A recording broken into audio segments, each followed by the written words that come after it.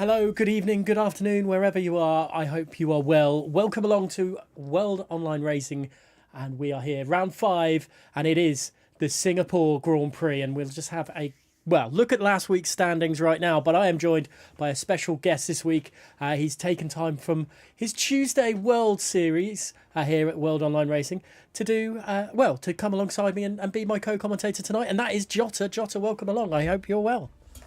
Yeah, thank you very much for being alongside me for this one. What I must admit, the box in the Tier 1 commentators' booth, the seats are a little bit more comfortable here, so I'll have a conversation or two with Luke about this one. All the budget's going here. Wonderful, wonderful.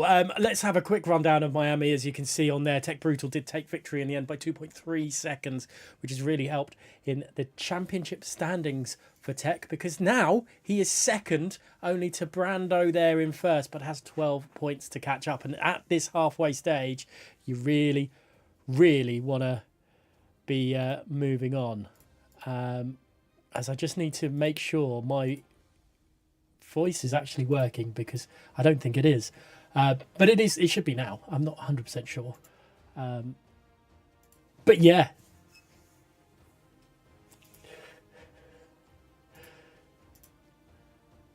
Though tonight, because you know what, the drivers are going to be absolutely at their limit. We're not too far through into the season, but what is happening in this game cycle is people have now found their stride now, so should be in for an absolute blinder. That is perfectly right. We're at the end of the game cycle, and it just, I wanted to touch on that because we, before we started, spoke on that as well. The people really have that. There isn't that much of a gap now.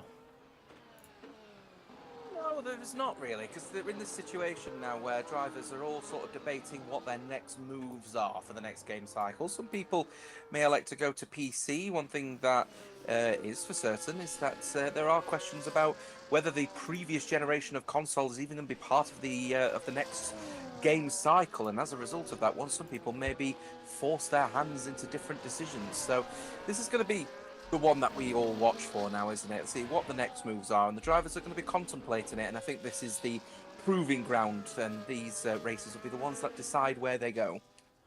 It's certainly will, and we've got some really great drivers. I mean, Cameron Dowd being one of them. He may not have had what we were expecting this game cycle, but it's such a great driver. It would be a shame for it to drop off now. Joe Murphy then setting provisional pole. Singapore, obviously not as long a track as it used to be. Obviously a few corners removed now, only down to 19 corners since the change a few seasons ago.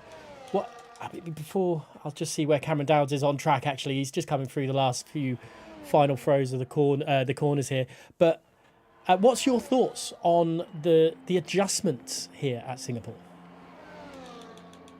I think if you're talking about the circuit, the bottom line is that that's going to offer a little bit more in terms of racing. And remember, these cars are as close as they possibly can to be equal in all varieties, which means all the drivers are going to be in fairly close cars around a fairly close circuit where the weather can be quite close. So this is where it's all going to be about where drivers find the limit, and now having that long straight on the back of the track is going to allow for an invitation potentially or two for more racing. And I tell you what, if we start seeing side-by-side action through the last couple of corners, it's going to be a little bit tetchy, to say the least. Yeah, it's at the hairpin, which Max van der Geest is at now.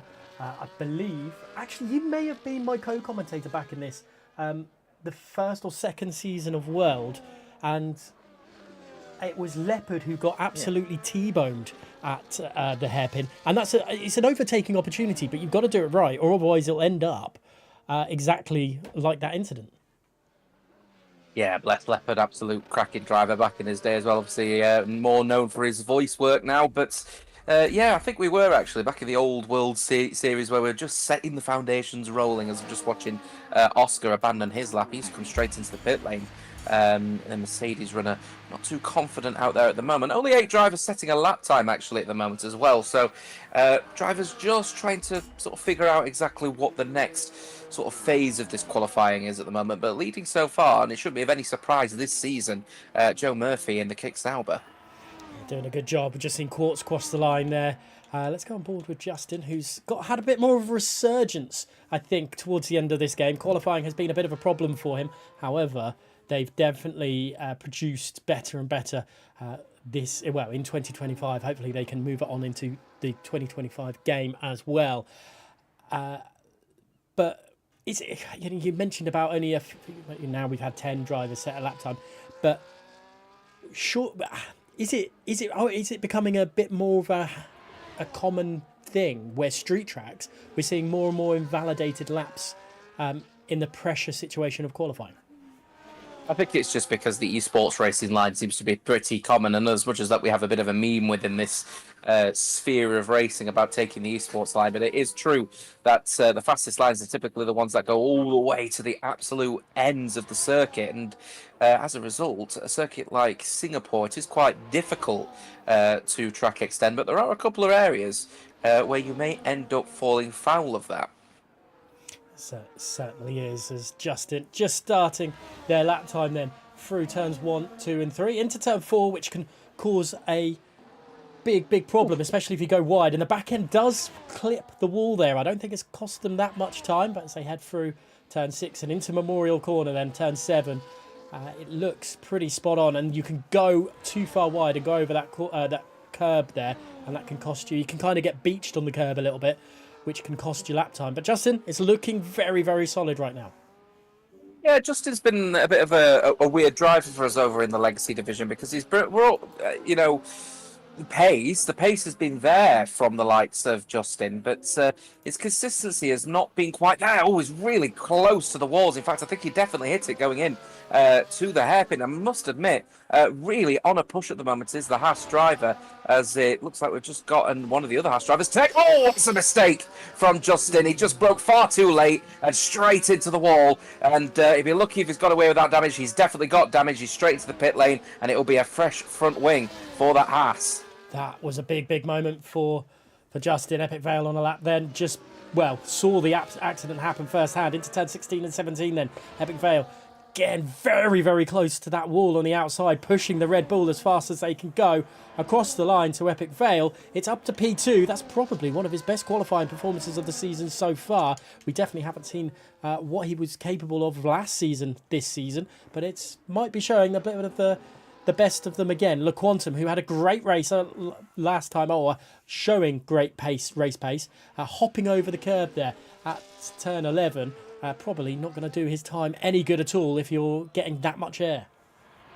Keeping an eye on the Williams of Ryderdale. Not the best second sector from the Williams, but going to P9, 26.238 for him, so not too bad indeed. Keeping an eye on Oscar as well. He's just completed the first sector. Not found any comfort on the first set of runs in this session here, as I think one of the cars has just gone by. I think it was a McLaren of perhaps Zinedine Hijaj, who's managed to just get up to 7th as Quantum up to 2nd in the Ferrari. Keeping an eye out on Oscar, as I said, though. He's just heading through the Massa complex, as I colloquially call it, going through the hairpin, and of course absolutely no issues in terms of tow or dirty air with everyone ghosted, so going to have no issue from that car in front. See how Oscar can continue on then. Thankfully, the ghosting is quite handy, but it can still put some drivers off when going through areas. But Joe Murphy cements his pole position time at the moment. That's 0.4 of a second quicker. That is insane. As Oscar coming through now, as across the line for Oscar, it's only 13th. What was that for? Yeah, Max von der Geese going pretty close, meeting both of the Ferraris and putting them both on the second row, going to second place in the RB. So good effort from Max von der Geese. Here comes Cesara as well. He's on an outlap at the moment. I'm a bit, put it this way, him and Rayan at the moment, I think there's big shocks to me. I would have expected at least a lap from the pair of them at the moment. So looking to try and at least get in the mix. But I'll tell you what, championship leader a little bit down the order. Yeah, Brando down to 12th. Qualifying, I don't think has really been their strong point. Their strong point has been sticking out of trouble in the race, and that has got them some incredible points this season. But Brando's always been one to set a lap time towards the end of the qualifying, I found here in Console Tier 1. So we'll have to wait and see how it will continue for Brando tonight. Volakonga, then I'm going on board with going into turn 13. And one of the many straights we have at the Singapore. They're all quite long straights, and you can get them overtaking done into turn 14. But obviously in qualifying, you just want to be going as quickly as possible through the kink of turn 15 now for Volakongan. And it's looking pretty solid for the time being. Is that Ryan going up into fourth as well that I just saw? That's good for Ryan if that was the case. And here comes Volakonga then round the final two corners, 18 and 19. And across the line, Volakonga goes fourth place.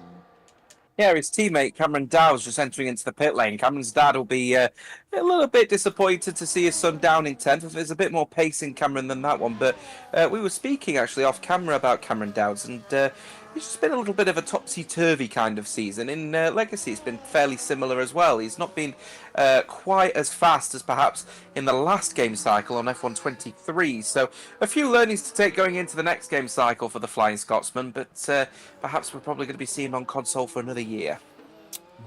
Maybe, who knows? Maybe sometimes you just got to bite the bullet and go throw yourself at the PC and do it. But I'd love to see him at console continuing on. Justin, on another lap, let's say, as we're heading into turn 14, where he made the mistake on his last lap, but this time absolutely perfect, and he will be hoping for a lap time completed this time around.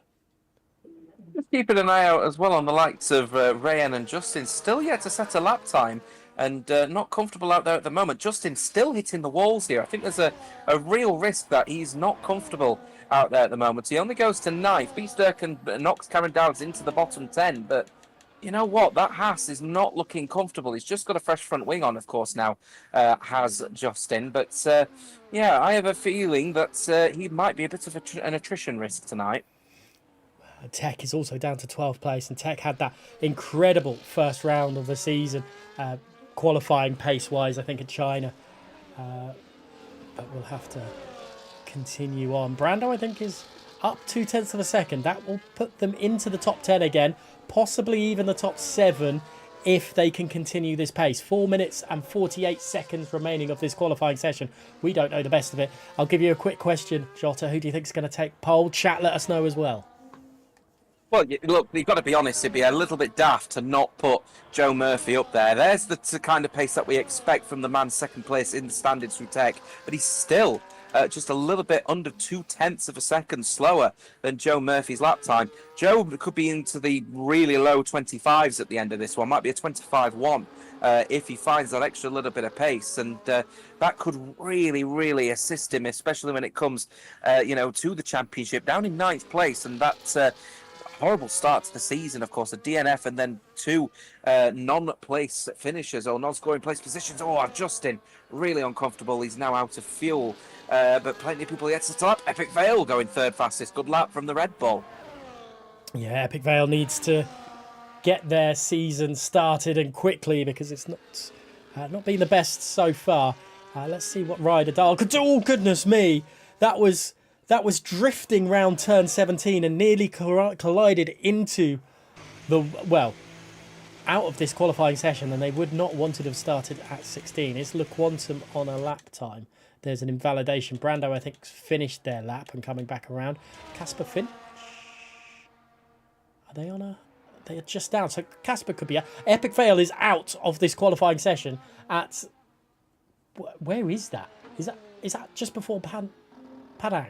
At turn 9. Yes, he has. He's just binned it around there, hasn't he? So that's not the nicest place to go, but he's out of qualifying, obviously trying to push the absolute limit. But a 25.5 is still a decent effort for P3. The problem is that the track is going to continue to evolve. Casper Flash has managed to match his first and his second sector, so he's definitely putting a bit of a shift in. The question is did he lose the majority of his time in the 3rd sector? All that we do know is that he's powering through overtake down this main straight and then chucking the car through the right-hander using the Josh Edo approach of steering the steering wheel, and then coming through the final couple of corners, the infamous set of corners where we saw Lance Stroll have that massive crash, but he goes to 2nd fastest and he's breathing down the neck of the Kick Sauber. Yeah, what a lap time that is. It's Rappy then, I think.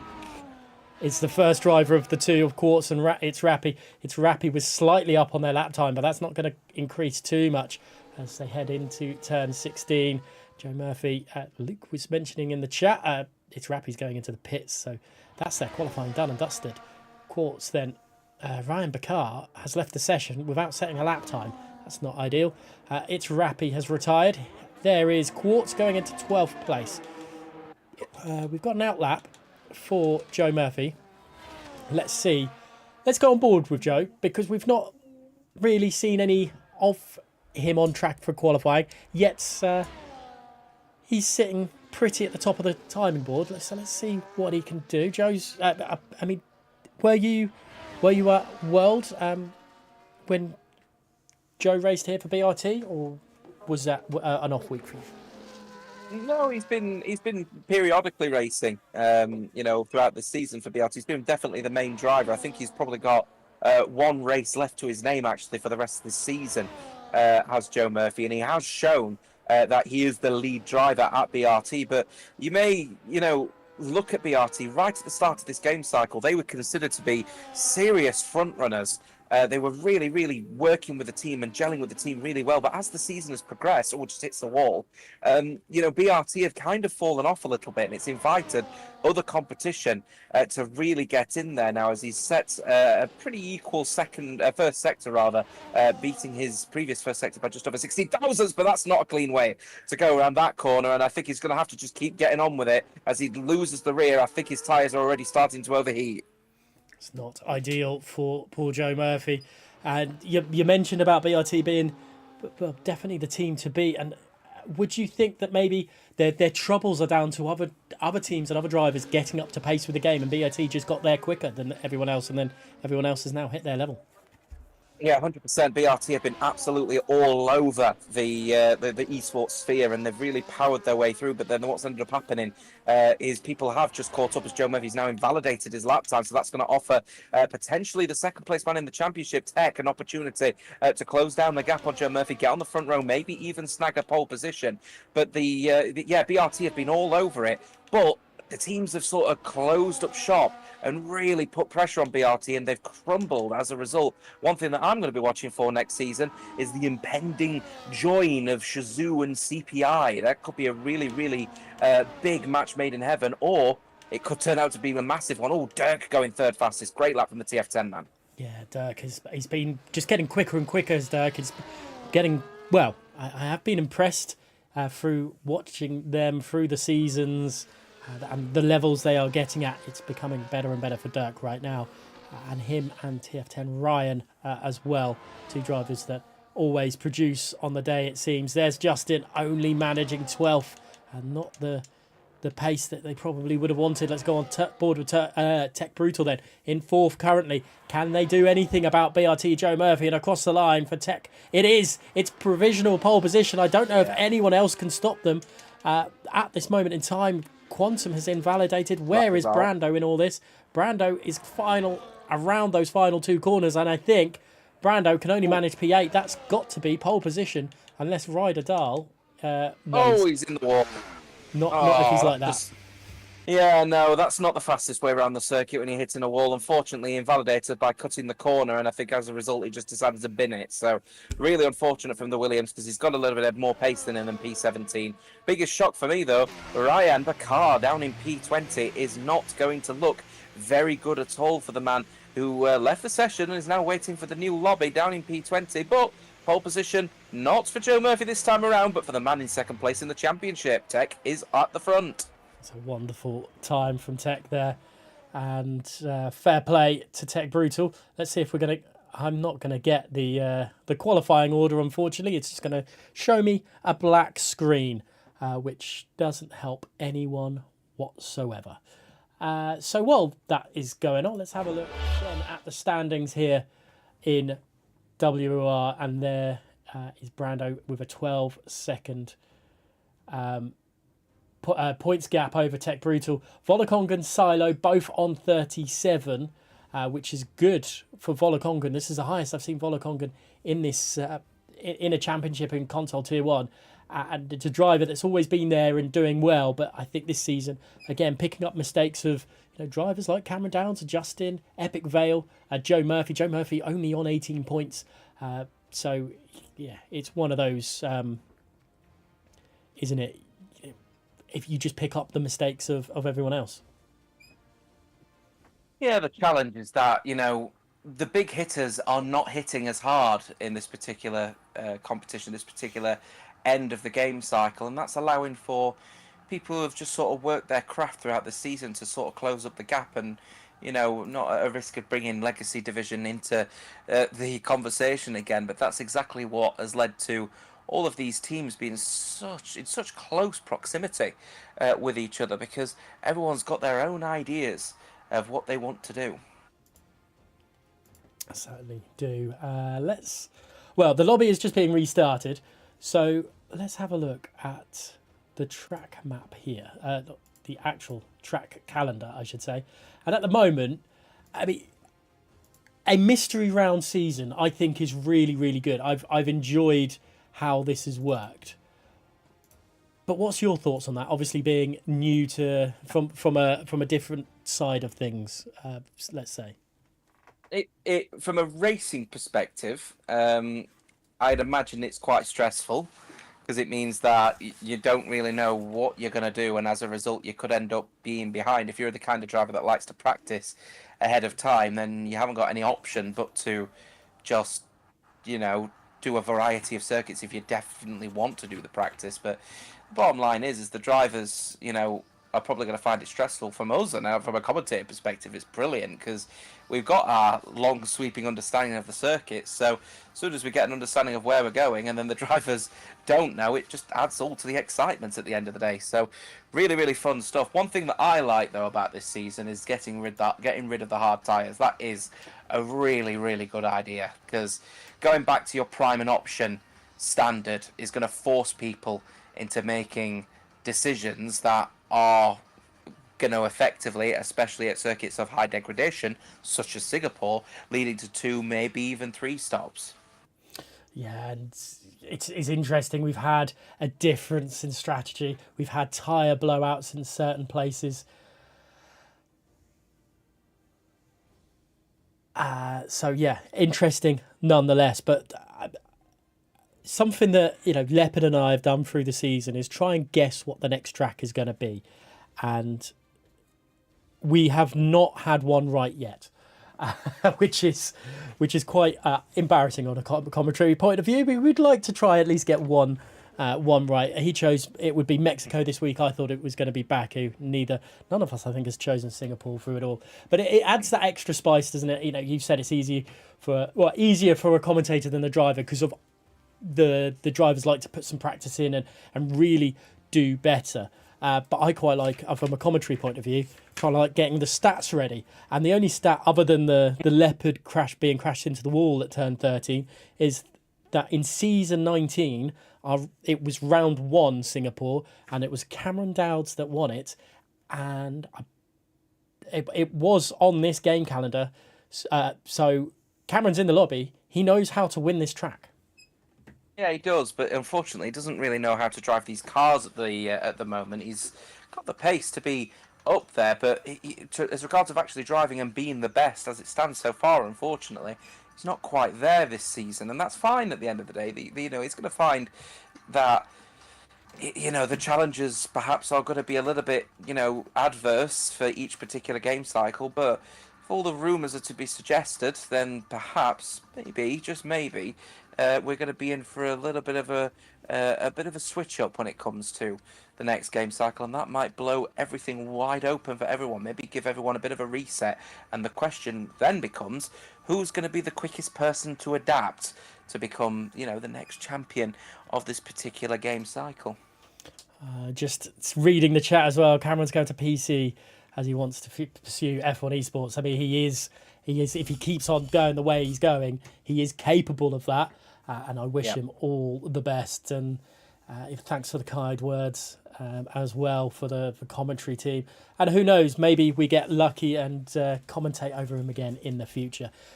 But we'll have to wait and see. Hopefully, he can do PC on WOR as well, because that would be nice to see him still in the WR scene on the races. But I mean, looking at the calendar that we've got here, when the races we've had, obviously there's a break week next week, and I'm going to use you as Leopard's vote for what track is going to be next. Obviously, it's a complete guess, but where do you think WR will be heading for round 6 of this mystery season? Right, so what I'm going to do is I'm going to put my Luke thinking cap on, and what we've got to do is have this conversation about why is it structured in a certain way. So he's gone from China to, forgive me, was it Monza? It was China, Monza, Abu Dhabi, Miami, Monza, and Abu Singapore. Dhabi, and then Miami, and now Singapore. So he's gone from quite wide track to quite thin track to quite wide track to Miami, which is fairly thin but a bit of a medium, to a very thin track, and it's a street circuit. So I reckon there's going to be a treble header in terms of street circuits, and it's going to be somewhere between Miami and Singapore in terms of the amount of space. Australia. Fair enough. Australia, fair play. Unfortunately, it doesn't look like my camera has worked whatsoever, so we'll deactivate and activate again. So Australia on your side. I'm going Saudi Arabia, which actually, I believe, was our first commentary together way back when as well. That is, oh my goodness me, it is raining in Singapore, and this just adds an extra bit of spice to this race. And you know what? I was going to ask, who do you think is going to take victory here tonight? I now haven't got a clue. Well, the drivers are currently going out there determining whether they need to use the intermediate or the wet at the moment. So no point having a conversation about whether the hard tyre, the hard tyre not being used, because I don't think any of the dry compounds are going to be used by the looks of this rain. It's almost absolutely monsoonal conditions out there. But, you know, you've got to look at who's the drivers that are able to adapt quite quickly to conditions like this throughout this season. Brandu, Cameron Dowds, Joe Murphy, and probably Casper Flash have been the drivers that have been probably at their best when it comes to adapting to the conditions. Tech has been known to just be a little bit sketchy at the start of a race when the conditions are completely different to qualifying, but you never know, we might be up there. 31 laps of this. This is... Oh, goodness me. I was excited before, but now this... I don't know what. A complete rain fest at Singapore always gets me that little bit more upbeat, because I've seen so many races where the winner has decided not to pit. They've zero stopped on a wet set of tyres. And who knows, we might actually get interchangeable conditions. It might go from full wets to winters. I know the full wets aren't particularly liked in F1 24, but the way it's going, I think it's needed. Yeah, I mean, the drivers are going to have to adapt fairly quickly. We've seen, again, we've got plenty of people flicking between intermediate and wet tyres here, which would tell me, are we in for a stint where actually the intermediate tyre is probably going to be the right tyre after about 8 or 9 laps?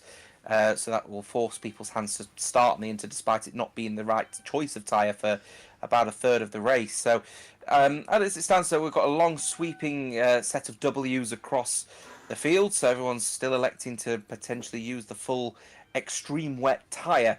The question, as I said, goes to who's going to adapt the quickest.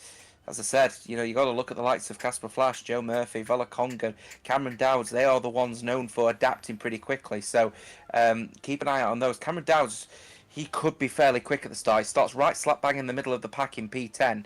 Could see him as far as P5, P6 at the end of lap 1 here. We could indeed. As please don't turn the PC off, Cat. My cat's just jumped on top of the PC. That would be a horrendous way to start this Grand Prix. If you had to make a choice, chat, let us know as well who you think is going to take victory. I will leave that question to you, because we are on 4-5 lights here in Singapore, and away we go. It's a pretty quick start from the lights, and Tech looks like he's had a really good start off the line. Joe Murphy's had to go defensive to Casper Flatch as they go into turn 1, but he's kept the position at the moment. Actually, Casper's lost the position to Dirk after going a bit wide at the exit of turn 1, and here they go down into the little kink of turn 4 and into turn 5, and it's still all you can play for, really. And there's a little bit of contact. Who was that pushed in there? Was that Dirk pushed into the wall? Yeah, Casper Flash getting a little bit too close for comfort for Dirk. Put him in the wall. That's allowed Epic Vale to get in the mix, and they're going 3 wide. Down the main straight between the 3 of them here. This could be fairly critical in the wet conditions. Keep it cool, folks. Keep it nice and cool and nice and easy. Casper Flash down to P6. As I said, he's a man who can adapt to these conditions. It's been a very poor start from the Ferrari man. Very unlike him.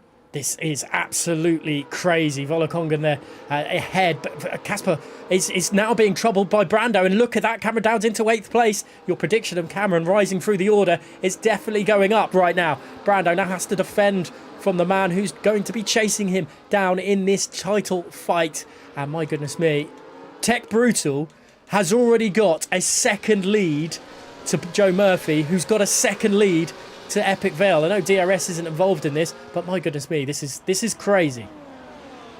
They've been forced to hand a little bit though in that situation, because the spray could be so significant at a circuit like this one. You might need the gap to see what's going on. Ryan and Quantum get into their own mix. Oh, just keep an eye out on Rappy, by the way. Down at the back in the Kick Sauber. He's the only driver that's elected to start on the intermediate tyre. He was started in P19. He's down to P20. The intermediate's not looking like the right tyre to be on in the heavy braking zones. They're skating off the circuit. We've got Quartz also struggling at the moment on these wet tyres. I think there is a heavy amount of aquaplaning out there, even on the wet tyre.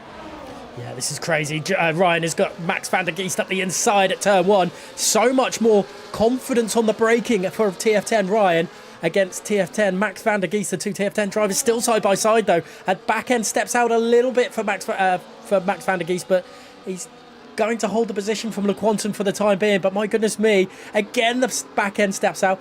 This is absolutely treacherous for these guys, and they must, well, I will say they have to be struggling in this conditions, but fair play for them to sticking it out. There's a little bit of wheel banging between Le Quantum and Max van der Geest, and that's pushed Le Quantum off the track.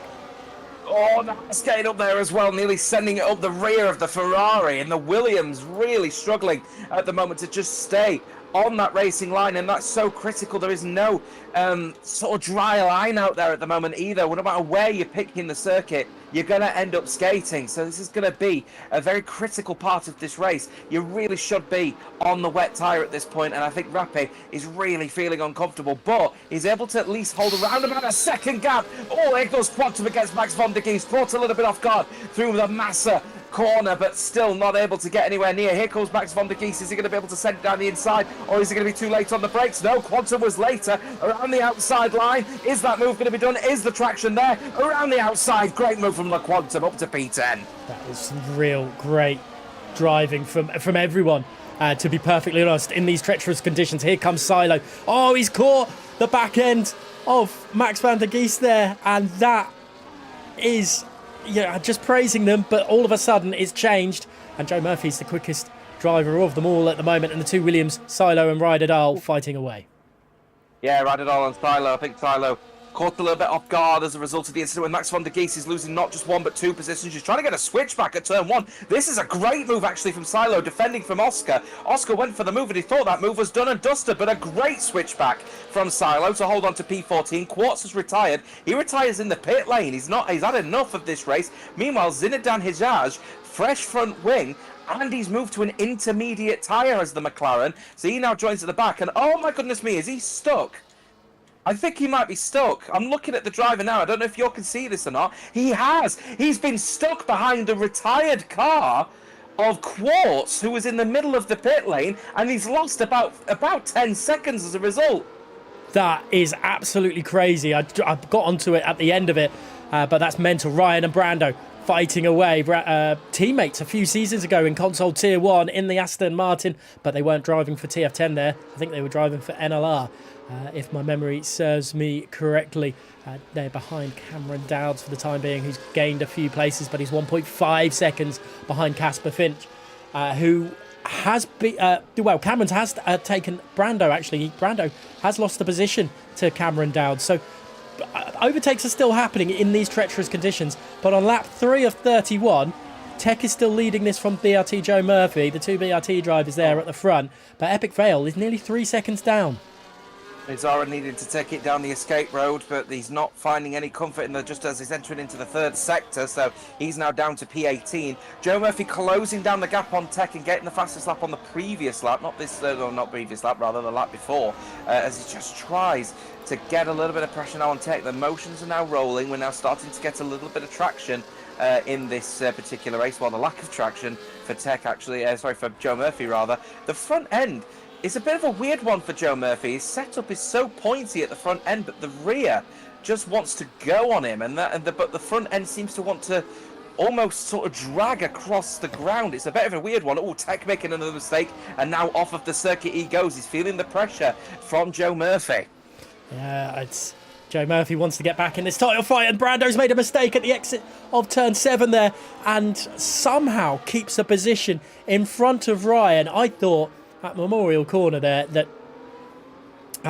Ryan would get the move done, but now they're dropping away from Cameron Dowds, and Cameron's got a little bit of an easy life of it, but he does need to catch up with Casper in P6. Yeah, Cameron Dowds up in 7th place. No surprises on this one, as a man who can adapt to his conditions pretty well. His dad in the chat, no doubt, will be very happy to hear his son doing really well out there at the moment. But Casper Flash is the next person here, and Volakongan's actually holding him up a little bit here, which may offer the Flying Scotsman an opportunity to close up to the back of the Ferrari. And then, is there going to be a bit of team orders potentially between the two Astons?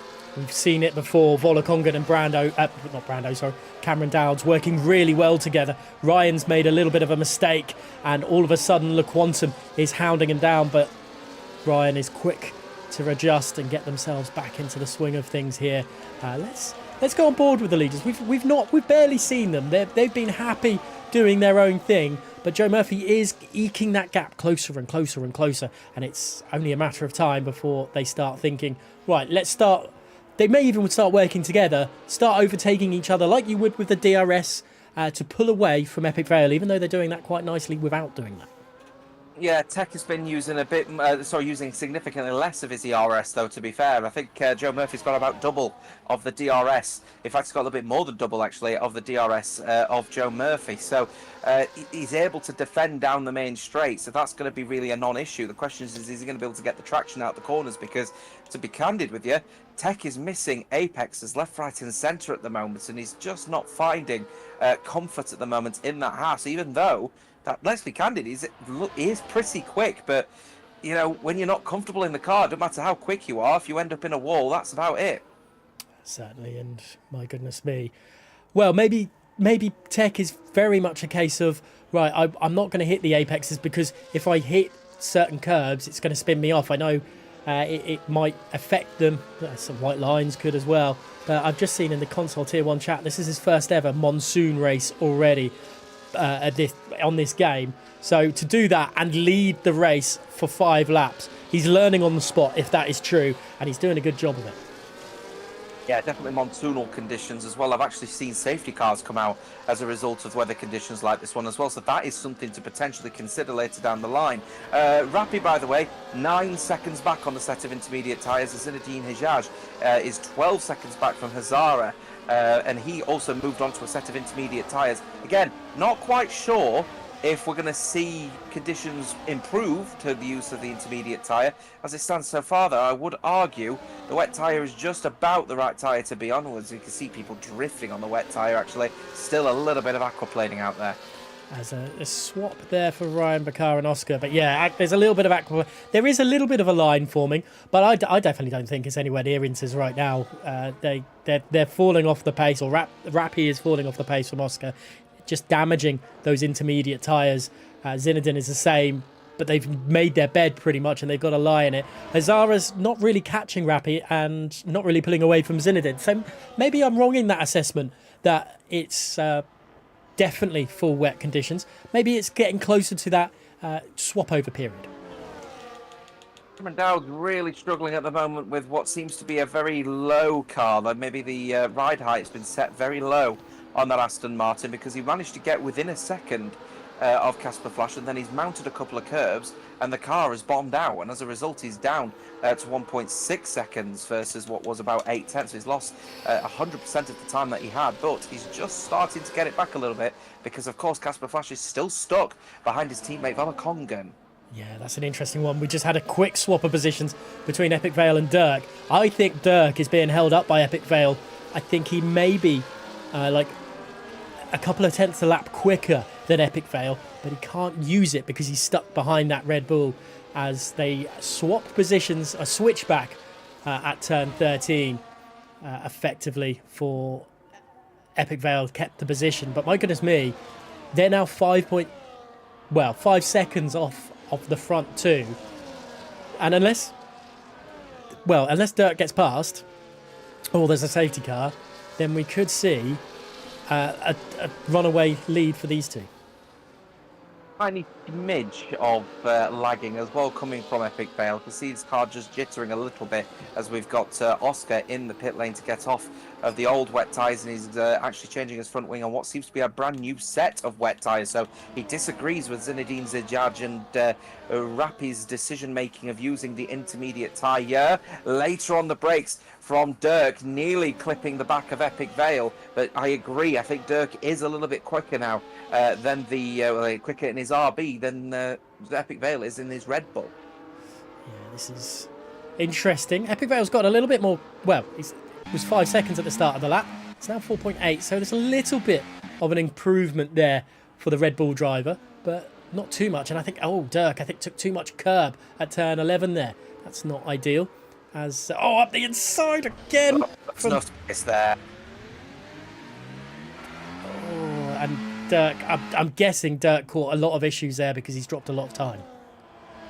No, there was no space there at all for Dirk. I appreciate. I like Dirk as a racer. Actually, he's one that's willing to take a little bit of a risk. And he saw Epic Vale making that mistake at turn 11, which saw his car get beached on the curb, and he's gone for the dive. Which, just to be perfectly honest with you, there was no gap there. He was never going to be able to make the move. All he's done is just forced himself into a position where the Aston Martin of Volakongan is now going to put pressure on him.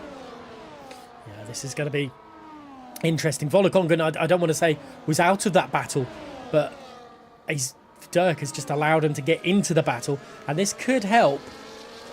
This could help Casper Finch. Out of all of this, the driver behind Volakongan, it could help the most, because if these two start battling away, Casper might have a chance to barrel on through and then be out of the way and of the slower car that we've seen of Volakongan in comparison to themselves.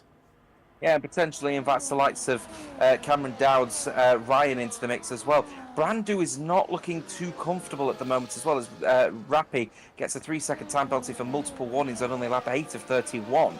Brandu, the championship leader, keeps breaching the 1 second barrier as he loses the front right tyre a little bit as well, actually locking up now into these corners and then getting up on the curb and losing even more time. The McLaren is not looking confident, and in fact the Ferrari of Le Quantum has had enough of the waiting behind the championship leader. He gets the move done. Justin also trying to get in the mix. Switchback opportunity. Is he going to do a Massa straight down the inside of the next corner? The gap is certainly there, and there is a critical issue for the championship leader. He's still going side by side with Justin. Justin had an issue in qualifying around this corner. He's going to really be finding it very difficult if he gets this one wrong, but in his defence, he's got the traction and he's going to get the move done. The championship leader is out of the top 10. This is crazy. We've never seen Brando struggle this badly before. Maybe it's setup related. Maybe it is going to end up dry towards the end of the race. Who knows? Tech has now gone quicker.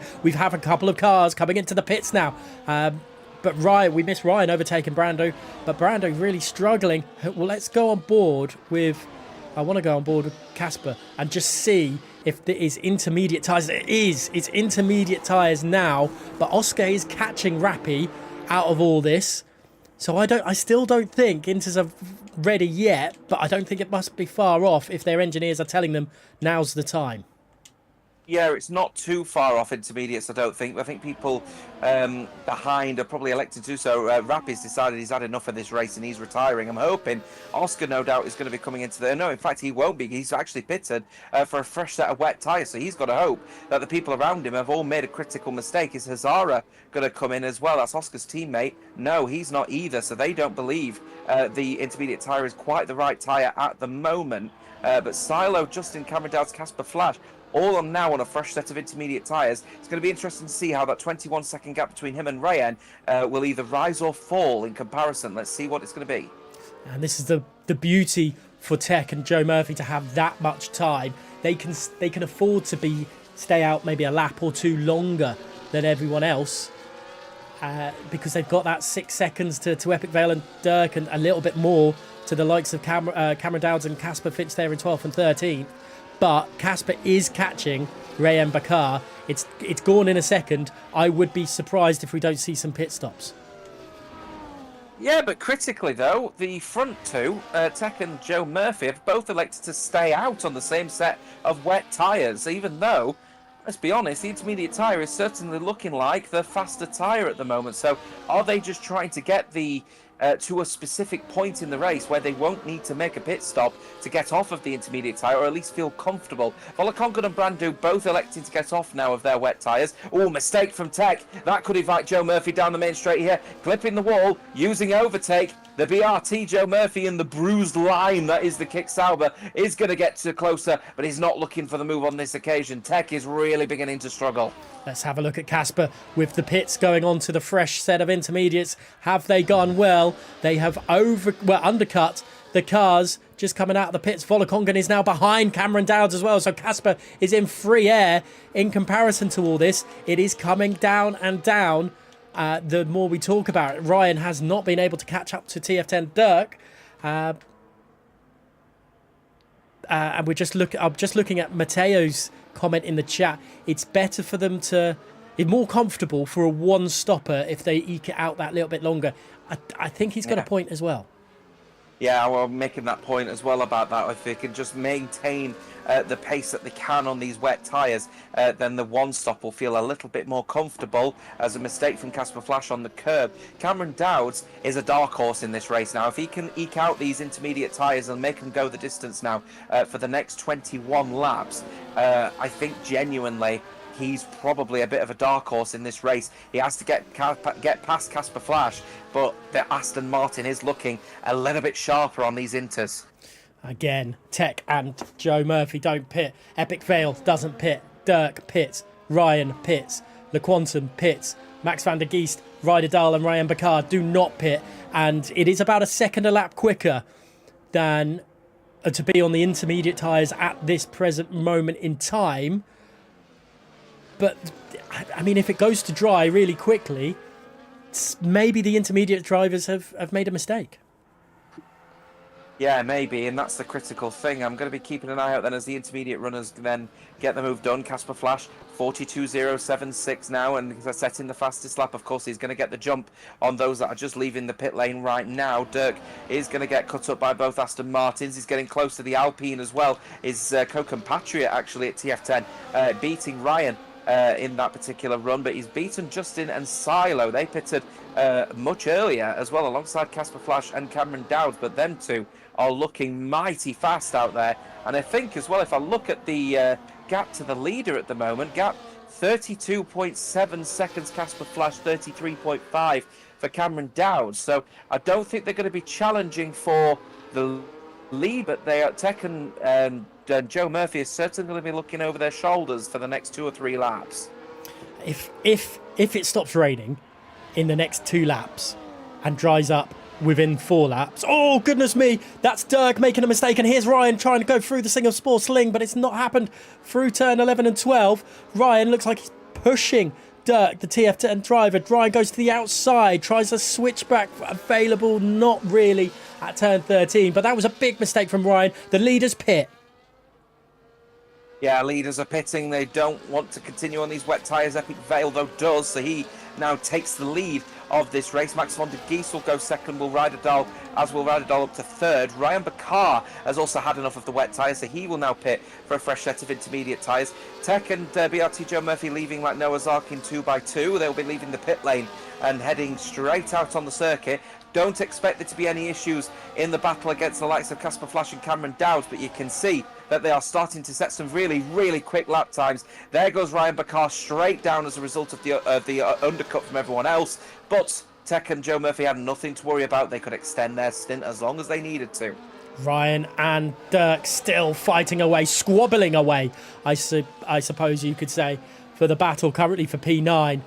But Epic Vale, Vax van der Geest and Ryder Dahl decide that tonight, at the moment is not the time to pit. Again, Ryan and Dirk squabbling away. This is really, really close between them. I'd love the last lap to go on that to see what the last laps was for the wets and the intermediate tyres, to see how it is all panning down lap time. But Tech is only 10 seconds behind Ryder Dahl and Max van der Geest. They've definitely got the pace.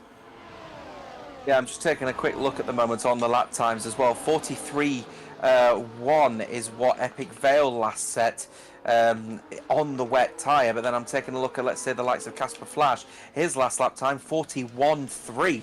So complete switch up of nearly 2 seconds now for the intermediate tyre it's in favour of. So you've got to switch over to the intermediate as quick as you can. But food for thought here, Warder.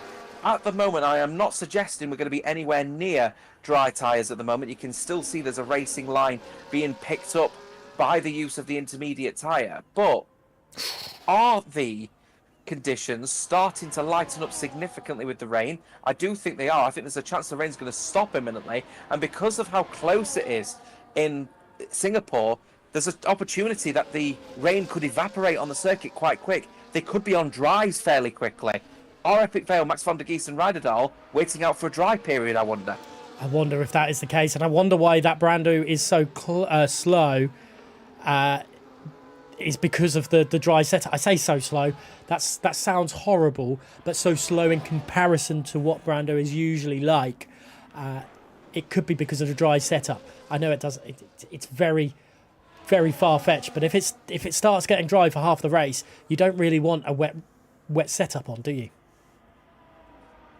No, not quite. I think a circuit like this one, it doesn't quite matter because you're going to be typically using a high downforce kind of setup anyway. It's all going to be about your tyre pressures and stuff like that, which is going to be affected by either a wet or a dry race. He's really struggling, Tech, at the moment. Joe Murphy could send it down the inside if he wants to. Doesn't look for it on this occasion. Sticks to the racing line. Hits his apex absolutely perfectly here. Joe Murphy managing the race quite well at the moment, and I think he is looking faster than Tech. But Tech, a few mistakes here and there. A mistake from Joe Murphy locking up the front right. This is crazy. Tech is struggling a little bit more now, I think is the best way to describe it, than they were before. The gap between Joe Murphy and Casper Finch, I don't know where I got Flash from, but Finch is the same as what it was when Epic Vale was in that position behind them. So there's not really an increase too much from the drivers behind. But I think you're right. I think the weather is dying off. There is that drier line forming on the track.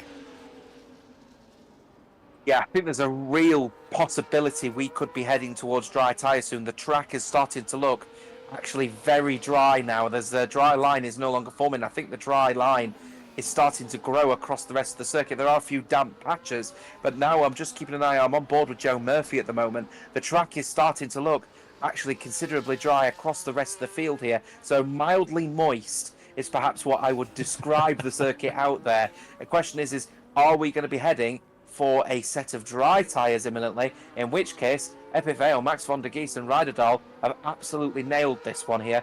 Are they going to be able to hold back though, because the gap is now 3 seconds and the intermediates are around 2.5 seconds faster than the wets? Yeah, Tech and Joe Murphy I think have timed the pit stops perfectly. Casper struggling a little bit in comparison to the timing. Now it's getting into the halfway stage of this Grand Prix. We can see Ryder Dahl and Max van der Geest above, and it looks like it's gone from 3 seconds to 2 seconds in turn 13 alone. These two are absolutely, well, showing why they're effectively net leaders of this Grand Prix. I'm thoroughly impressed with how Tech and Joe Murphy have handled the pressure, and I wonder if Epic Vale can hold on. Epic Vale is the one that is probably more indifferent to it all, but Ryder Dahl pits. Yeah, no surprises that they've decided to go for that particular move. So I will say for certain that I'm keeping an eye out on the likes of Max van der Geest and Epic Vale now, because the gap is now 1.5. 2.5 is typically where the intermediate and wet gap is now. So Tech is going to be right up the trumpet of the RB imminently. Ryder Dahl decides to go intermediate tyres. I'm not sure if that's the best idea. Hazara still on wet tyres as well, as we're just seeing this of Tech Brutal and Joe Murphy catch up to the back of Max van der Geest. Is it me, or is it stopped raining? No, not quite just yet. There's still a little bit of drizzle out. I'm on board with Max van der Geest at the moment, and looking up at the sky, there is a few specks of rain, and but you can see Max van der Geest is going off of the racing line to try and cool down the wet tyres, but then he's going onto a part of the circuit which is also pretty dry. So I have a gut feeling we're still going to be on intermediates for at least a few more laps, but dry tyres could be something of WOR, as Tech is getting seriously close, and in fact is now overtaking Max van der Geest. He can't defend from that one. Joe Murphy really doesn't fancy being a split car between Max van der Geest, so he gets the move done as well. Casper Flash next behind by 6.5. There is front wing damage to Max van der Geest as well. That's possible. It looked more like a come on guys, just go through kind of move, a position there down that back straight into turn 14. He knew he wasn't going to be able to fight it. He's still 6 seconds in front of Cameron Dowds, who's got past Casper Finch as well. But let's stay on board, because Tech and Joe Murphy aren't really battling as Justin pick up a 3-second time penalty. But it's interesting to see how quickly they're catching Epic Vale, because it was 6 seconds between Max van der Geest and Epic Vale. It's now 3.6 between Tech and Epic Vale. Yeah, Epic Vale's going to hold on here, as well as starting to see a sweep of 3-second penalties as people are trying to adapt to conditions that are continuously changing at the moment. Rain still falling on the circuit, but track starting to dry quite significantly here. Definitely still an intermediate tyre, but maybe we're in sort of Turkey range, if you remember, where we needed the damp tyre, somewhere between a dry and an intermediate tyre for it to be absolutely at its best. But Epic Vale is losing time hand over fist at the moment, as Tech Brutal is getting closer and closer. Gap now under 2 seconds, and look, he's just right there. Just every single corner so much more faster than the man on the wet tyre. Epic Vale trying to take it to the dry stint, but I think he's going to fall a few laps too short. Yeah, perfect analogy there. I don't think he's going to make it, and it's going to struggle with Cameron Dowds as well. I didn't think I'd say that, because Cameron is actually pulling away from Casper. Cameron might be on for a podium. I don't think he's going to be able to catch Tech Brutal or Joe Murphy, but that's a wonderful recovery drive from the qualifying position he was in. Yeah, and here he comes. He's pushing him now around the final corner. Here is Tech, and Tech is just going to have to be playing it nice and cool, nice and easy. BRT Joe Murphy, an opportunity to potentially get the double if Tech can't get past him quick enough, but no, on this occasion, can't really put him under too much pressure. Cameron Dowds is seriously on a push at the moment here. This is where the benefit potentially of being on a slightly more older set of intermediate tyres actually is pretty good, because the tread is starting to go a little bit bold in the middle, and that is offering an opportunity for you to have almost like a semi-slick tyre. And Cameron Dowds is finding a bit of comfort at the moment on the 8-lap-old intermediate tyres, but they still have to go a significant margin. Will they go the distance is the question. I'm also taking a look at the time penalties, by the way, at the moment. They're absolutely flying high for the people in the midfield. Justin now up to 6, Brandu with 3, Silo has 6, and Rayen has 3. Yeah, that's absolutely crazy, the penalty situation, because it wasn't that much before a few laps ago, and they've just started tumbling in, unfortunately. Epic Vale 2.5 seconds behind Joe Murphy, and that is just in one lap. Epic Vale could be... Oh, DRS is enabled. Here we go. Dry tyres are on the horizon. Epic Vale will probably pit this lap, but I wonder if some of the Inter drivers will decide just to stay out a little bit longer. Yeah, it's a bit deceptive because the circuit is actually quite damp still, but then there's still rain falling on the circuit. But because this is a very close, as I said, it's a very close track, you could be quite deceptive here, as Tech and Joe Murphy are both staying out on the intermediate tyre. Epic Vale's got to come in, and he certainly is coming in. It will be a fresh set of medium tyres to the end of this race. But the crossover period will be quite up for debate, because your challenge you've got now is these drivers have got to now adapt to damp conditions on a fresh set of tyres. In fact, Epic Vale is coming to the pit lane and he's leaving on a fresh set of intermediate tyres. That's a bold call, so he's electing not to continue. And then you've got Max van der Geest and Rayen both selecting a medium tyre. Why has Epic Vale decided to go on a set of Inters?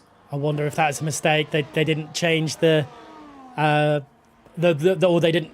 The game didn't register or something like that. We know how temperamental F1 2024 can be. Oh, What Max was van der Geest. I'm sorry to interrupt. Max van der Geest has completely cut the pit lane exit coming out of that corner because he just did not have any grip going out of the pit lane. Of course, the pit lane is naturally going to be a little bit damper than everywhere else on circuit, but absolutely no comfort whatsoever. Let's see what the gap is going to be like for Max van der Geest as a virtual safety car has come out. I'm not entirely sure as to why, as yeah, we're just trying to figure out what's going on there. Maybe some debris on circuit.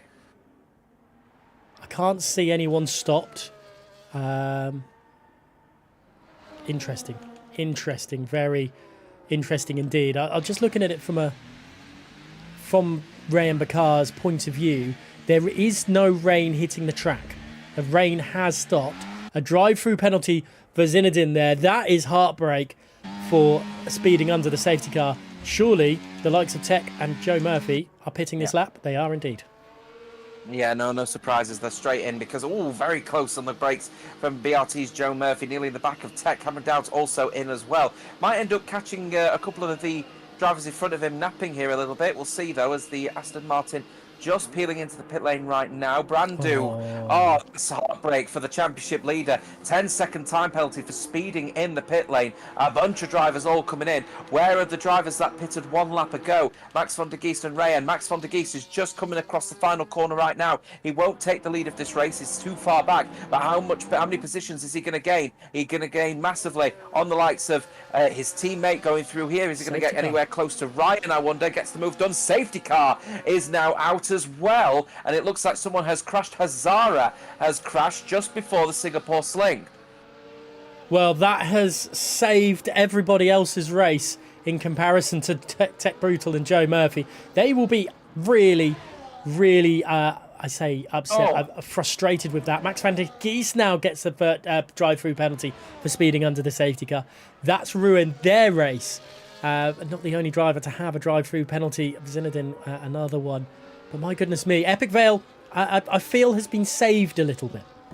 Valakongan is going to be leading this race now because he is 14 seconds in front of Ryder Dahl. He's 21 in front of Tech. It's typically a 26, 27 second pit stop around here, and everyone is now at safety car pace. So Valakongan is going to be the new leader of this race as a result, because he's going to dive in for a fresh set of medium tires. Another drive-through penalty for Max van der Geest. What is he doing at the moment to be accumulating penalties out of the wazoo? He's going to serve 2 drive-through. If he gets another one, he'll be disqualified.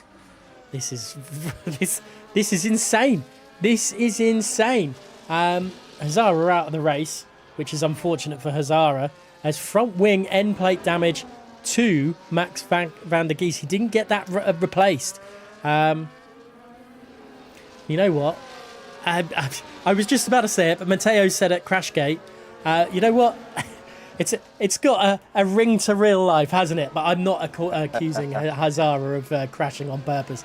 But my goodness me. Action, whatever you want to call it, has happened again. Pit stop for Epic Vale. Oh, this is going to be close between Tech. Tech gets the move. He's going to get in front of Valakongan. Valakongan's trying to get there before the racing line, before the safety car line, and there just manages to get in front of Cameron Dowd, so he will be in P3. But in the end, I thought Valakongan had it, but he actually missed out by around about 3 seconds. But nonetheless, great situation for the Aston Martins. Valakongan, Cameron Dowds, fresh set of medium tyres, going to recover all of that electrical energy, and they're going to put a charge in against Tech, who is likely going to be taking the championship lead as a result of what has been a very poor performance from the championship leader Brandu, who is now down in 14th. And penalties to their name as well. Now, lap 20 of 31. Everything has changed. Let us know in the chat who you think is going to take victory now. Safety car race is pretty much been nullified. Jota, how about yourself? Well, the entire race has been completely nullified now, hasn't it? So it's a matter of taste who you think the person's going to be adapting the most now to the medium conditions, as of course the track is going to gain ground around here. But who's the favourite for potentially winning this race now as a result of this one? Don't discredit Cameron Dowds of Volkongen, but in the dry, Joe Murphy's been quick. Yeah, I'm pointing to a Joe Murphy victory with a Tech second. I think Volkongen will, even though Volkongen is ahead on the standings, I feel Volkongen will let Cameron past. Bold call. I think Volkongen and Cam, they've both been as quick as each other. I don't expect there to be team orders between the pair of them. I think if Cameron was talking with Volkongen right now, I'd be saying, if you can get past Joe Murphy quickly, third. If you can't, let me have a go. And perhaps they will have that kind of conversation. But Volkongen, remember, is on a fresher set of medium tyres, albeit it's not really going to matter at this point in the race. 10 laps to go. Max van der Geest leaving the session after retiring in the pit lane after getting 2 drive-through penalties under the safety car. And he's decided that that's his race done. And I think, to be honest with you, he ended his own race by doing exactly that. Yeah. Crazy, unfortunately, for Max van der Geest. Let's have a quick look at the penalty situation then. As you mentioned earlier, they did start coming in thick and fast. Justin on 6 seconds, Silo on 6 seconds, Ryan Bakar on 3 seconds. Then down to 14th in Oscar with 3 seconds, and Brando on 3. And poor Al Zinedine with a drive-through penalty to boot. Everyone on a set of mediums then. It should be fine until the end of the Grand Prix. Unless there's another safety car, then we might see a set of soft tyres come out here as well. Ryan Bakar up 10 positions. I know they were having wheel issues, which is why they weren't able to take part fully in qualifying. But there's Dirk in 11th. What a frustrating afternoon for Dirk as well.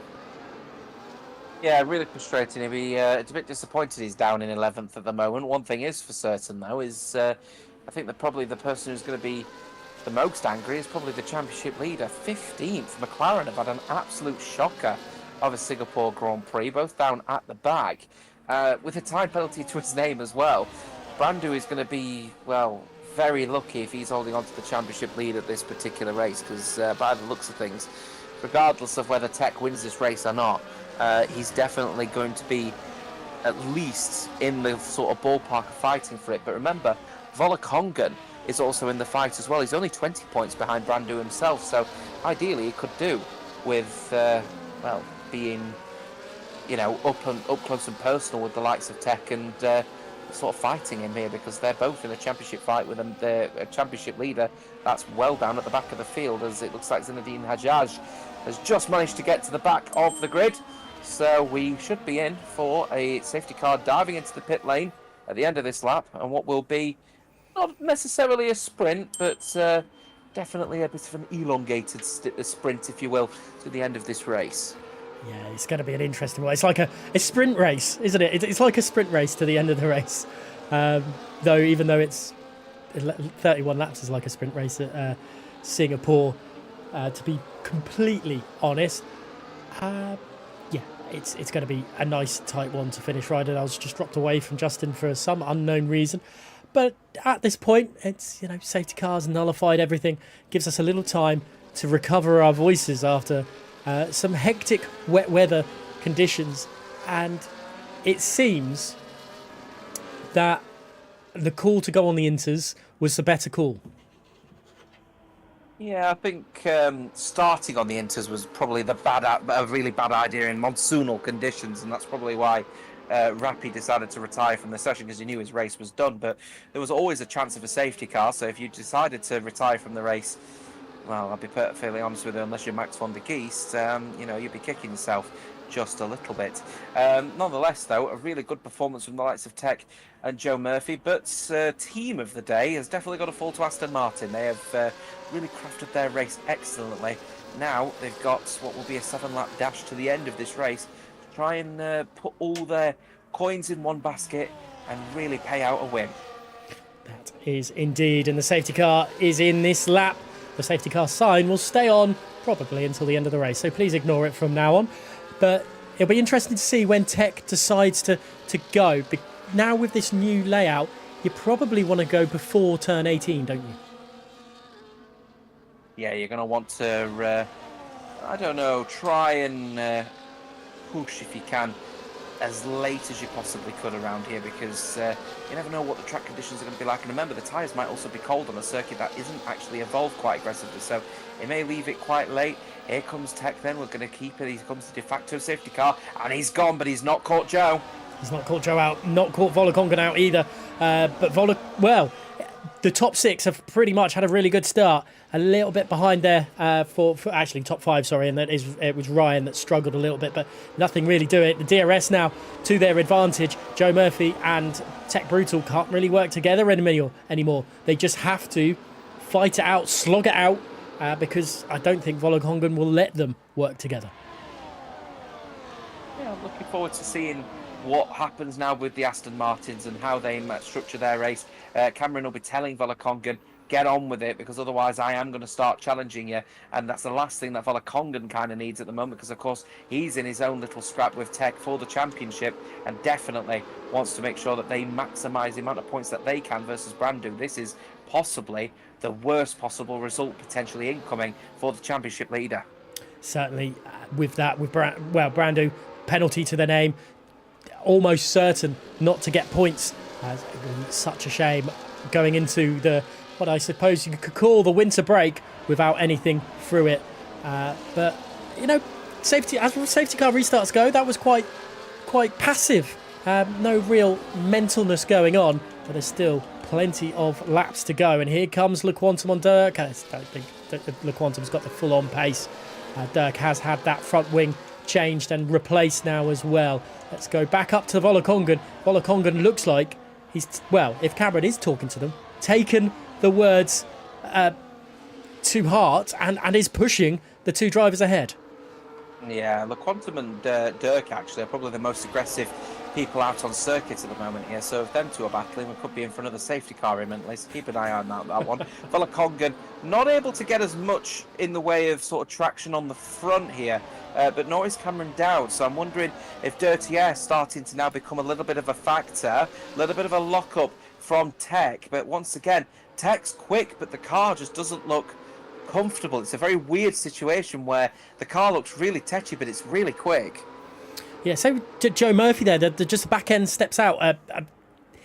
Maybe that's the setup that they like. Maybe they like feeling the car is so on edge that gets them to go quicker. And LeQuantum picking up a 3-second time penalty, that's not going to help them in their hunt for points tonight. Justin has got past Ryder Dahl as well and up into 7th place, but 6 seconds worth of penalty is not going to help them either. But it is also close. Other than Zinedine, who has served that drive-through penalty and then gone on to a set of softs, with Justin now on 9 seconds of penalties. Yeah, not sure what the McLaren's doing moving over to a set of soft tyres this early on, because I don't think they're going to really last very long. They'll be ripped to shreds by the end of this race. Joe Murphy getting closer and closer to Tech, and Tech really started to feel the pressure a little bit here. Is Joe Murphy going to go for the move into 1? No, he gets off of the throttle and uses none. So he's happy to just keep Tech under pressure, put him under the cosh, because at the end of it, in the last few laps, he knows, Joe Murphy, that he's got the pace versus Tech and he'll just get the move done. I think Joe Murphy is probably the favourite to win this one, despite the fact that Tech's been leading for the predominance of this race. Yeah, Joe Murphy knows he doesn't need to be in the lead straight away, and Cameron Dowds is now. Cameron Dowds has decided, you know what, I've had enough of being behind people. I want to start making moves, and Cameron is definitely. Don't count Cameron out. Anyone, don't count Cameron out, because we know what kind of pedigree he is. Yeah, it doesn't surprise me here. He's giving Volakongan a little bit of a push now to say, come on, get on with it, because I want to make some progress, and if you won't do it, then I'll make progress against you. So Cameron Dow's just giving Volakongan the nudge, and to be honest with you, in this last lap, Volakongan has picked up the pace a little bit and now starting to get up to the rear end of Joe Murphy, which may force Joe Murphy into making a decision that he doesn't want to do: overtake Tech. Yeah, and Tech and Joe Murphy will know Cameron Dowds, and they know how quick he is. So it's spicing up. It really is spicing up and becoming a much better race than it already was. And it was a great race with the wets anyway, with different things going on. Joe Murphy then looking close to the back end again, but backs off, not wanting to make the move. They can play this DRS game all they want. They're very good at BRT at playing that DRS holding game. It's something that they have mastered in F1 24. It's something I will say about them. And both Tech and Joe Murphy are on the BRT team, but I don't know if Volakongan and Cameron Dowds will allow them. Where does safety car? The car is back out again, and I'm trying to figure out exactly as to why the safety car is out again. Is it due to Zinedine Hajjaj, I wonder? I'm not sure. I'm just having a look at his front wing. Has he not actually even got a front wing? There's no front wing? No, so Zinedine Hajjaj, I think, has crashed into a wall on a fresh set of soft tyres, and he's brought the safety car out once again. And I'm going to be perfectly candid with you. No, Matteo, you may be calling Crashgate once. Is this Crashgate twice? Because, yeah, very peculiar that the man that's moved onto a fresh set of soft tyres, knowing the tyres weren't going to go the distance, has then lost his front wing. Peculiar. Just saying. I don't want to put any conspiracy theories in people's heads, but, you know, it's a little bit sus, isn't it? Oh, Tech, though, leading the... Oh, has he absolutely binned it? He has as well. He's binned it going into the pit lane. Can you believe it? It's times like these that I want to have a second stream of just my face reaction of things going on, because that was literally, you know, the Jean-Luc Picard moment of face palming. It was that. It was like, oh God. It was straight in. Anyone deciding to pit, there's a few darts to try force someone to go in, but no one's going to do it. No. Well, Ryderdal's in, Ryan Picard's in. There may be some people that want to try and do something a little bit different, and that doesn't surprise me. Anyone from P9 downwards, all electing to move now to a set of soft tyres to try and see if they can get the jump maybe on some medium tyre runners, which makes sense, to be fair. But if you're at the front, you're not really going to be worried about the likes of Ryderdal, Ryan and Dirk when you've got a big cushion of about 5 or 6 drivers behind you. But this may be now Cameron Dowd's calling here to tell Volakongan, get on with it, because otherwise I am just going to have to overtake you. But Cameron Dowd has been quick in this race. If he doesn't get a podium tonight, he will be disappointed. Yeah, definitely. And he's always been, I don't want to say a poor qualifier because that sounds horrible, but he's always been a better race pace driver than a qualifier. And as soon as he fixes that qualifying, he's going to become, you know, Thomas Ronhaar-esque. I think that's the way Cameron will go. I fully believe that he's got that ability in him. Yeah, Cameron Dowds has got the opportunity to potentially put Volakongan under a little bit of pressure, which, you know, could end up spiralling something a little bit unhinged between the two Aston Martin drivers, especially, as I said, Volakongan and Tech are in their own little championship battle at the moment versus Brandu, who is still in 14th place, by the way. He's really not had an absolute stinker of a race as the championship leader. So it is now all going to be about, you know, who takes potentially the lead of this championship. And as it stands so far, it will be Tech, but one mistake and Volakongan could be on top. Let's see how it will all pan out here tonight. Joe Murphy needs those points as well. Joe Murphy is only on 18 points and 52 for Brando. He really needs to get this going on. Are we going to see one of these famous 2-3 lap finishes here with the safety car being out as long as possible? Or can we get the safety car in this lap? It's still going to be a tight finish to this one.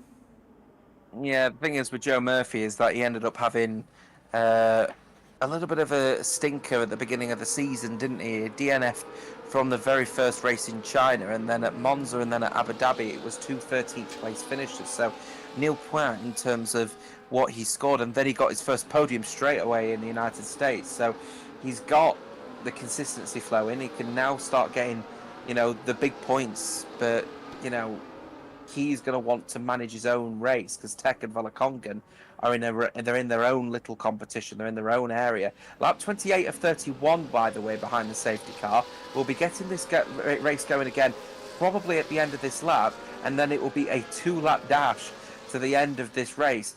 Those soft tyre runners at the back, keep a very firm eye on them because this is going to be a little bit nuts, Warder. It's going to be tasty indeed, and wow, you know what? Again, I'd like everyone's opinion, if you please, on who you think is going to take victory here tonight. Not long left here in round 5 of the mystery season of season 20 here in World Online Racing. What a season it's been so far. And these final few laps is going to make it even more tasty, I am certain. What about you, Jota? Where are you thinking? Well, I know that this race is going to be tastier than a tasty thing at the moment. It's absolutely going to be an absolute blinder. There is the safety car coming at the end of this lap, a little bit earlier called than the last one, so it's going to give Tech an opportunity to really get those tyres fresh and warmed up as well. A bit deceptive as well, those medium tyres at 9 laps old. Remember, 2 safety car periods with those medium tyres, so they are still going to be relatively fresh. But the question is where are they going to be in comparison to the soft tyres, which will now go to the end without an issue? Rydell, Ryan and Dirk and Quantum, as I said, Quantum and Dirk have been absolutely the most aggressive on the circuit. These two could be flying at the beginning of this one. This is going to get a little bit tasty, folks. And there goes Tech Brutal off early, and it's possibly caught Joe Murphy a lot better than they did last time. Cameron Dowds, though, all over the back of their teammate as they come on down into turn 1. Cameron decides against going for the move. The two Williams are fighting away in the background there between Silo and Ryder Dahl. And my goodness me, Tech didn't get the best, well, he got the best jump possible, but Joe Murphy brought it in really quickly. Volokongan's getting through it, and they're in the background there. Ryan getting past Casper Flinch, but the switchback is on for Casper. That's a great defensive position from Casper, but all of a sudden, Ryan is not going to give this one up as they head on down into turn 7. Oh God, so close, so tight, and the Ferrari's going to do it. Oh, the wall is there, though, Casper Flash. You've got to leave at least some kind of space. It's not going to be the cleanest of runs out of that corner for Ryan, and Justin put him under pressure. The soft tyre runners, no surprise, as I did say straight away, keep an eye out on Quantum and Dirk.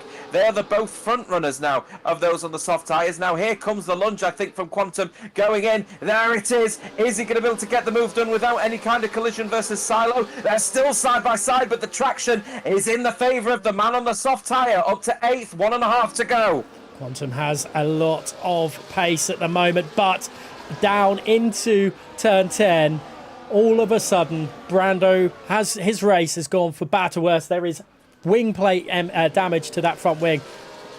It's over. It's over. His championship lead, I am certain, is going to be demolished today. Let's go back to the top drivers because it's getting very close. Casper has managed to reel in the cars again. There's Justin being passed by LeQuantum. LeQuantum up into 7th with 2 laps remaining here.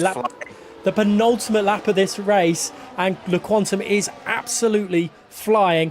Jota, this is huge for LeQuantum and could get some really great points. If you're Joe Murphy, do you take the lead? Oh, he's got, if you're Joe Murphy, no, you've got to hold on here and just stick to your plan. You've got no issue. You've got to be worried about here is the soft tyre runners, because LeQuantum is flying at the moment. Is he going to get squeezed into the wall, though? Oh, it's close, but just left the space from TF10 Ryan around the outside of that corner. Fabulous move. Casper Flash is not going to be putting too much pressure on the Ferrari runner, no doubt. LeQuantum now going to be moving up to P5, I reckon, relatively quickly. And then who is he on the back of? Cameron Dowds. 1.5. It's possible for Quantum to get him to the points here. Dirk finally getting past Silo. Hasn't had the luck that the Quantum has. And in the background, that's Epic Vale trying to find a way through from Silo. Got the better grip as they come on through turn 14 into 15. Trying to go for the outside of 15. Means they'll have the inside for 16. But, oh, goodness me, the pace just wasn't there in the end. And I suppose we have to go back to the leaders as LeQuantum is into 5th place. Have they got the pace to take a podium position away from these front 4? Oh, that's good over here. Ferrari HP is absolutely flying at the moment. It's just a shame he's got that 3-second penalty. Last lap of this race now, by the way, folks. As he tries, excuse me, to keep up that pressure with the likes of the Aston Martins. Surely the move is going to be done imminently. And this is where Aston Martin's holding station strategy is going to end up costing them dearly. They're using overtake to try and get closer, but LeQuantum is playing tactically here as the two Aston Martins are going side by side. Oh, is LeQuantum going to go for it? He knows not to. The two Aston Martins, you know what Cameron Dow said? I've waited long enough, Sunshine. I want this move done, but he's left the gap open for LeQuantum. Into the Singapore sling of turn 10. Quantum holds off, but still side by side for the Aston Martins. This is crazy. Volokongan lets him go, and Cameron into P3. There's a little bit of skew whiffness for Volokongan. Volokongan's around. We couldn't see that on stream, unfortunately. LeQuantum down to 6th. That's Casper back up into 4th. My goodness me, can we go back up to the leaders quickly? There's got to be front wing damage to some of them there as well, but we've got to stay on board with this. It's all kicking off through all this. Epic Vale and Dirk fighting away. These yellow flags left, right and centre for, I think that's Volokongan, but I think it's going to be Tech Brutal that has led the majority of this race. He's done what he's needed to do, and through the monsoon to the inters to the dries, it's Tech Brutal that wins from Joe Murphy, and Cameron Downs in 3rd place. What a finish, Jota. Oh, what a finish. Cameron Dow's well-deserved. LeQuantum retires and leaves us out of frustration. He rage quits from this particular race, and in really disheartening circumstances, goes for the move, gets squeezed off, and unfortunately a collision with Volokongan going through the bridge, and as a result gets to spin out, loses his front wing, and the man who was looking like he might have been potentially on a podium is now without a single front wing to his name. And in the end, it was the medium tyre runners that take the top step, and Tech, no doubt, I think is going to be the championship leader. Wow, what a race. What a Singapore Grand Prix. People were complaining in the console tier 1 chat about that, but my goodness me, you know what a spectacle for us to commentate over. I've really, really enjoyed that one. So let's go down the order. They finally given it to us this time around. It's Tech Brutal that wins from Joe Murphy and Cameron Dowds on the podium positions there. Then it was Casper in a race of what could have been really for Casper. They struggled off the start in the monsoon weather, and then couldn't really make any inroads for it. Ryan in 5th there. A good result for them. Epic Vale in 6th. 7th to Dirk. Ryder Dahl in 8th. 9th to Oscar and Silo rounding out the point scoring positions. Then you had Ryan Bakar, Justin, Brandu, Volokongan, LeQuantum and Zinedine finishing the drivers that finished this race, and then Max van der Geest, Hazara, It's Rappy and Quartz were the drivers that couldn't unfortunately finish this race. Wow, how do we round this race up, because that was insane. You apologise to the stewards for the amount of clips that they're going to get. Is how you rate it off, unfortunately. It's really disappointing that the race ended in the way it did. But I did say the soft to medium tyre strategy was always going to be an absolute kicker. I'm having a look now at what caused the incident, because I've actually recorded it here. And between the likes of LeQuantum and Volokongan, what happened was that LeQuantum was squeezed onto the curb, which saw him bottom out on top of it. Volokongan obviously squeezed him, and as a result was quite close. He then hit the wall on the outside, whilst LeQuantum was almost understeering as a result of being beached on that curb, and that resulted in the spin out, and then Volokongan in the wall and LeQuantum with the damage. So it's just a bit of an unfortunate scenario between someone on really, really fresh soft tyres versus someone on a slightly older medium. But knowing that there's not much time left to get the move done, so they were just being overtly aggressive. So this is a big one, because remember, he's in the championship hunt water, and now he's missed out big time as a result. So you know what? Advantage Tech for the rest of the season. Definitely, and going into the mid-season break as well with that confidence, we'll do the word of the good. We do have Cameron Dowds coming to join us in the chat box, which is always like, I don't think we've had an interview this season, but it's great to have one. So Jota, if you don't mind, I'll hand over to you for podium questions. Yeah, nice to have you on board with us here for this one, Cameron, because, not the best in terms of qualifying from yourself, but I did say, the race pace was where it was going to be at, and your adaptability to the rain conditions saw you absolutely fly high. What was the rain conditions like at the start? Because it looked torrential. Yeah, it was really difficult to drive today, to be honest. I don't know if you know, but I've been driving on PC. I got a PC, so coming back to PlayStation, even just I did PSGL on Monday, and even just coming back today, just after those few days of driving on PC, it just felt so different, and the delay is just you notice it so much more. I found it really hard pace-wise today. Just didn't really have the pace on my side in quali and the race. And the dry we seemed to be a little bit quicker, but in the wet I was just struggling with the car, to be honest. When it dried up and that safety car came out, it saved me a little bit. I think I could have fought for P3 anyway. I think that was where we were fighting for, but it was quite helpful with the safety car. Yeah, was Valakongan, your teammate, a little bit of a challenge in that race? Because it seemed to me as if that, they were willing to hold station and not make any inroads between the likes of Tech and Joe Murphy. But to me, it looked like you did have a little bit of extra pace behind you. So was there any kind of negotiations with Valakongan to say, look, let me have a go at this one? Or were you content with just holding on positions with him? No, I was just content. We weren't in a chat together. That last lap we had a nice little battle, and I managed to get the move done. And then I think he was quite unlucky with getting something happened to him. I don't know what, but he got took out and he was at the back. Yeah. Well, yeah, the incident obviously will be investigated. I believe it was the one with the Ferrari, I believe, of what was it?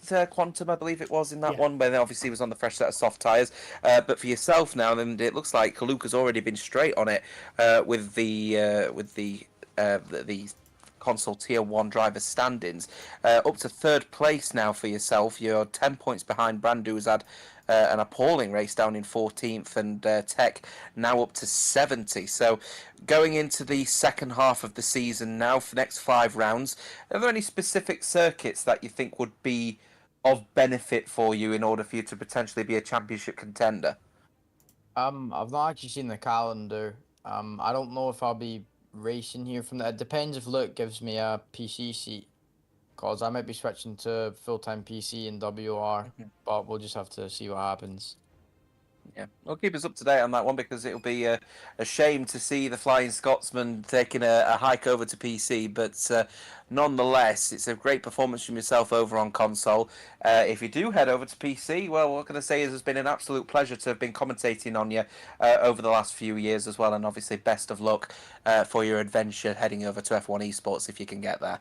Yep, thank you. Cheers for commentating as well. Thank you. Cheers. No, pleasure as always. Cheers, Cameron. And while you're there, don't forget Joshua and I when you become big and famous. Yeah. Yeah. Wonderful race there for Cameron Dowds and Jota. My goodness, game positions from qualifying again just shows the class of the driver. Even though struggling between, there is that gap between PC and PlayStation, and he made it kind of look seamless tonight.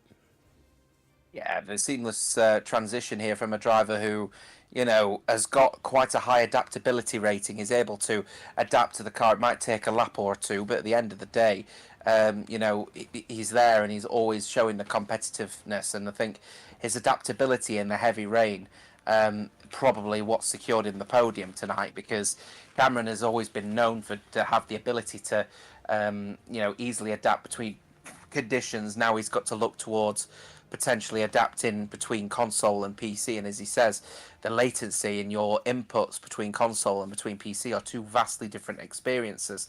So if he can adapt to PC as quickly as he can to the wet conditions on console, I think he's going to be a bit alright when he gets to F1 sim racing.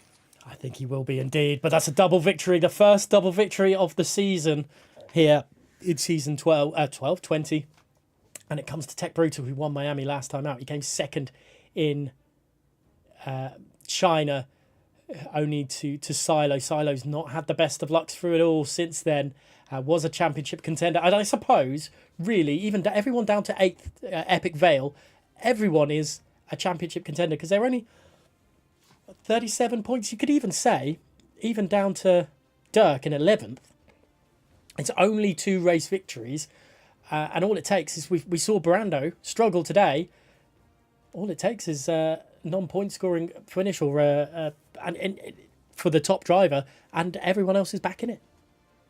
The thing is, as well, is that if you take a look at the full season as well in this particular one, you've got to understand that the situation is that you've got only one driver in the top 5 who has competed in every single race and has managed to score points in all of those races. And that person's Cameron Dowd, 6th, 4th, 7th, 7th, and 3rd in this particular race. Whereas Tech got a 12th place in Abu Dhabi. Brandu's obviously got that appalling 14th place in Singapore tonight. Ryderdal got 11th in Italy and missed a race as well in the United States. Volakongan got 15th tonight after that collision, of course, with Quantum. So as a result of that one, you've got to then start looking at consistencies. Tech is in the lead of this championship because he's on the back of 2 race victories now. If Cameron Dowds gets a couple of race victories himself, he throws himself right back into this competition. So I do hope he tries to complete this particular championship because I do think he's a dark horse. He certainly is, and I'll always, I'll always fight Cameron's corner as well because he's such a solid driver. It's the same as Joe Murphy. Joe Murphy makes some silly mistakes at times and gets caught in silly incidents. But they're both very similar in the way of they're both very quick and got raw pace about them. And you know what? All it takes is a couple of good weeks, and my goodness, it will boost their confidence and that will get them going. But what a race we've had here tonight, Jota, and difficult to break down because there was so much from a monsoon to winters to dry. The safety cars in the dry. I was expecting it maybe in the wet, but not in the dry.